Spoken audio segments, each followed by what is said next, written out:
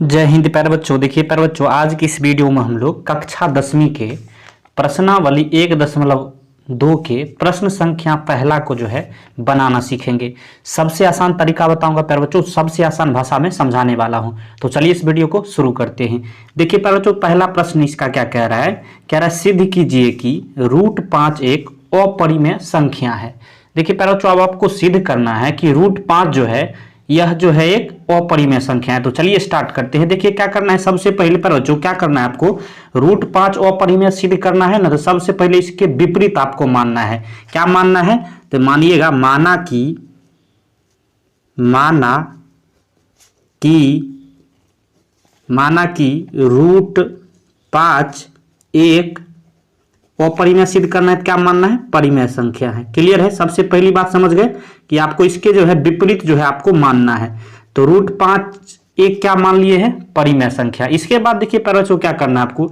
अब एक बात बताइए, √5 एक परिमेय संख्या माने हैं तो परिमेय संख्या का क्या कॉन्सेप्ट होता है कि जहां जो है ये जो है P/Q के रूप में होना चाहिए, और जहां जो है P और Q कोई पूर्णांक होना चाहिए, Q बराबर 0 नहीं होना चाहिए। क्लियर है?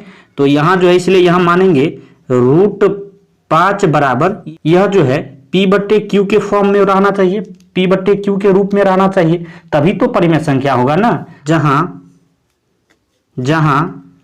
P तथा Q पूर्णांक है। P तथा Q क्या है प्यारे बच्चों? पूर्णांक है। और जहां जो है Q बराबर 0 नहीं होना चाहिए। ऐसा कॉन्सेप्ट होता है परिमेय संख्या का। क्लियर है? इतना तक समझ गए। अब देखिए इसके बाद क्या करना है। अब देखिए प्यारे बच्चों, अब जो है आपको अब क्या करना है, आपको √5 बराबर डायरेक्ट जो है A/B आपको मान लेना है। क्यों मानना है? तो यहां लिख देंगे जहां A और B सहअभाज्य है। अब सहअभाज्य क्या होता है प्यारे बच्चों, इसका समझ लीजिए कॉन्सेप्ट।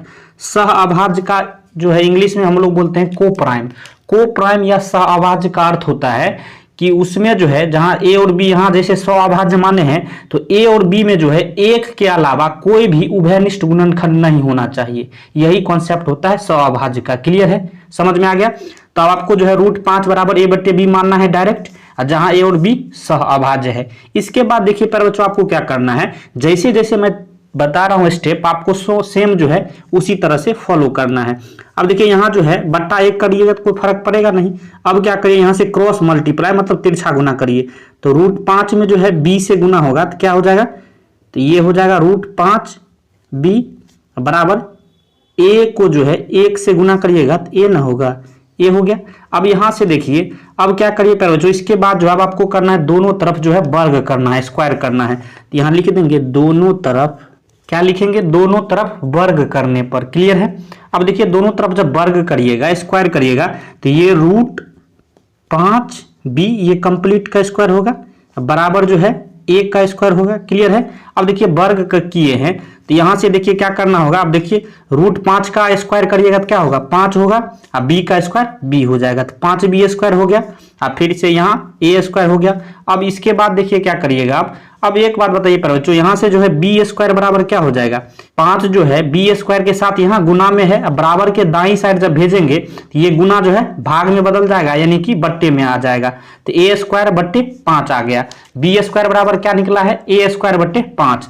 अब एक चीज बताइए प्यारे बच्चों, ये B² जो है ये बराबर है A²/5। इसका मतलब है कि A² जो है A² में जो है जब 5 से भाग दीजिएगा तो ये पूरा पूरी कट जाएगा। इसका क्या अर्थ हुआ कि 5 जो है A² को विभाजित करता है, तभी ना B² के बराबर है। तो यहां लिखेंगे, यहां 5 A² को विभाजित करता है।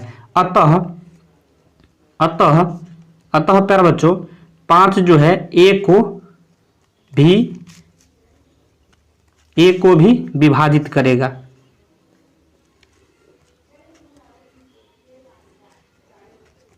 A को भी विभाजित करेगा प्यारे बच्चों। अब देखिए यहां क्या करिए, अब देखिए ऊपर जो है एक चीज यहां जो है 5B² बराबर A² है ना, इसे समीकरण फर्स्ट यहां मान लीजिए, आगे इसका काम पड़ेगा। क्लियर है? तो अब यहां देखिए 5 जब A² को विभाजित करता है, इसका मतलब हुआ 5 A को भी विभाजित करेगा। क्लियर है? समझ में आ गया? A बराबर 5C 5C मानेंगे। a बराबर 5C माना, क्यों माने हैं? a जो है 5 द्वारा विभाजित होता है, इसका मतलब हुआ a का जो है 5 तो कोई गुणनखंड हो गया, इसलिए जो है a बराबर 5C हमने मान लिया। क्लियर है क्यों माना? तो आपको किस तरह से मानना है, तो यहाँ देखिए 5 जो है a को विभाजित कर रहा है, इसलिए a बराबर 5C आपको मान लेना है। कॉन्सेप्ट समझ में आ गया? अब इसके बाद देखिए पर बच्चों क्या करना है, चलिए समझिए। अब देखिए a बराबर 5C है ना, इसे समीकरण फर्स्ट में रख लीजिए, इसलिए हमने जो है इसको समीकरण फर्स्ट माना है। तो यहां से लिखेंगे समीकरण 1 में a बराबर 5C रखने पर। क्लियर है, समझ में आ रहा है? देखिए पर बच्चों यहाँ जो है a बराबर 5C यहाँ रखिएगा, क्या दिया हुआ है समीकरण फर्स्ट, तो 5b² बराबर a²। अब a की जगह क्या आपको रखना है, 5C रखना है, तो 5c² हो जाएगा। क्लियर है, अब समझ में आ रहा है? अब देखिए यहाँ से 5b² बराबर क्या हो जाएगा पर बच्चों, अब देखिए 5 का भी स्क्वायर होगा और c का भी स्क्वायर होगा, कंप्लीट का होल स्क्वायर है, तो 25 इंटू c² हो गया। क्लियर है, समझ में आ गया? अब यहाँ से देखिए क्या करिए, b² बराबर 25c², ये जो है बट्टे में क्या आ जाएगा 5। क्यों 5 आ गया बट्टे में, क्योंकि यहाँ b² के साथ 5 गुना में था, बराबर के दाईं साइड इसको हम लाए हैं, इसीलिए यह जो है भाग में आ गया, यानी बट्टे में आ गया। अब 25 से देखिए यहाँ 5 कट जाएगा 5 बार में, तो b² बराबर क्या हो गया, यहाँ b² बराबर 5c² या 5c²। अब क्या निकला पर बच्चों, यहां से देखिए, अब क्या करिए, यहां से आप c² बराबर निकाल लीजिए। अब c² बराबर क्या हो जाएगा, तो b², ये बट्टे में क्या आ जाएगा 5, b² बट्टे 5। अब यहां से फिर से देखिए, यहां से कॉन्सेप्ट समझिए। अब देखिए यहाँ c² बराबर b² बट्टे 5 है, इसका क्या मतलब हुआ, इसका मतलब हुआ 5 जो है b² को विभाजित कर रहा है, इसलिए ना जो c² के बराबर है, तो वही चीज यहाँ लिख देंगे। क्या लिखिएगा, यहां से देखिए, यहाँ 5 b² को विभाजित करता है, अतः इसका मतलब हुआ अतः 5 जो है b को भी विभाजित करेगा, यही ना कॉन्सेप्ट होता है।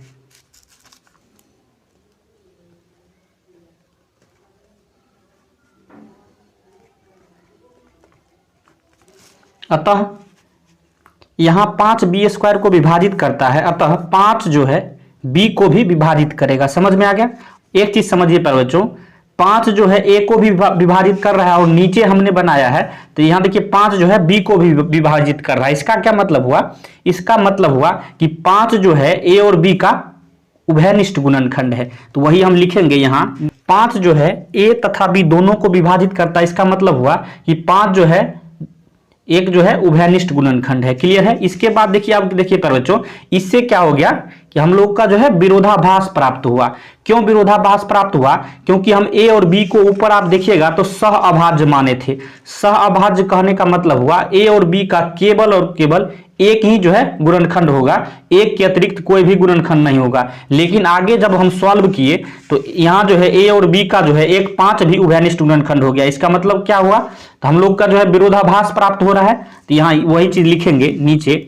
इसके बाद देखिए पर बच्चों, यह कॉन्सेप्ट आप जो है यहाँ लिखिएगा कि इससे हमारी इस तथ्य का विरोधाभास प्राप्त होता है कि a तथा b में एक के अतिरिक्त कोई गुणनखंड नहीं है। इसके बाद आपको लिखना है पर बच्चों कि यह विरोधाभास जो प्राप्त हुआ यह किस कारण से हुआ, तो यह विरोधाभास परिणाम हमारी जो है गलत कल्पना से प्राप्त हुआ।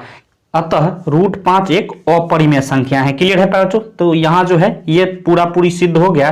तो इस तरह से आपको जो है सिद्ध करना है पर बच्चों, ताकि एक भी नंबर जो आपको बोर्ड में नहीं कटे। सबसे बेहतरीन तरीका से मैं बताया हूँ, सबसे आसान तरीका से, पूरा आसान भाषा में आपको पूरा समझा दिया हूँ। अगर वीडियो आपको पसंद आया हो तो लाइक करिएगा, चैनल पर नए हैं तो सब्सक्राइब कर लीजिए, क्योंकि इस तरह का महत्वपूर्ण वीडियो आपको हमेशा मिलता रहेगा। वीडियो देखने के लिए धन्यवाद, मिलते हैं नेक्स्ट वीडियो में, तब तक के लिए जय हिंद जय भारत।